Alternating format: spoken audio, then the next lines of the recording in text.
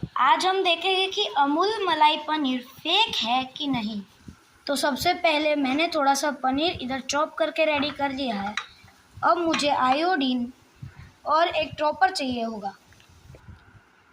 तो मैंने ये थोड़ा सा आयोडीन का सॉल्यूशन मैंने एक ड्रॉपर में ले लिया है, और अगर जब हम इसमें डालेंगे तो इसका कलर ब्लू ब्लैक होगा, तब होगा।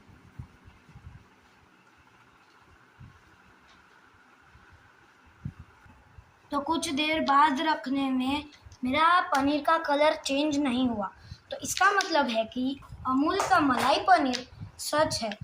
और इसके पीछे का रीज़न है कि जब आयोडीन स्टार्च के साथ मिक्स होता है तब एक रिएक्शन फॉर्म होता है जो ब्लू ब्लैक कलर का होता है। तो अगर पनीर में एडेड स्टार्च डाला होगा तो इसका कलर ब्लू ब्लैक जैसा बन जाएगा। हैंस प्रूव्ड अमूल मलाई पनीर इज़ रियल। तो मतलब आज पनीर टिक्का अच्छा बनेगा।